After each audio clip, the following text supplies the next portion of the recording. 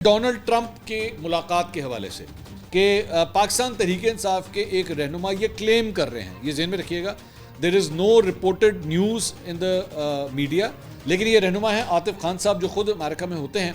उन्होंने एक इंटरव्यू दिया है और उस इंटरव्यू में उन्होंने कहा है कि जी हमने रिपब्लिकन्स को इंतखाबात से पहले कहा था कि हम इलेक्शन में आपको सपोर्ट करेंगे और आप पाकिस्तान में होने वाले इंसानी हकूक़ की खिलाफ वर्जियों पर बात करेंगे। उन्होंने कहा कि जी मेरी ट्रंप की बहू लारा ट्रंप के साथ मुलाकात हुई थी, तो वो बहू से मिले हैं, ये आतिफ खान साहब ये बहू से मिले।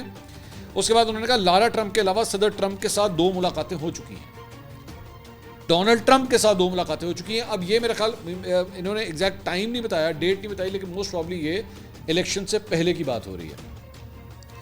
हाँ, बल्कि उन्होंने कहा हमारे 2 बंदों की इलेक्शन से 45 दिन पहले ट्रंप के साथ मुलाकात हुई थी।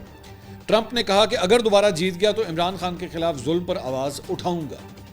हम दोनों ने एक जैसे हालात का सामना किया और इमरान खान की रिहाई मेरी पहली तरजीह होगी। ये डोनाल्ड ट्रंप को कोट करते हुए आतिफ खान साहब बोल रहे हैं।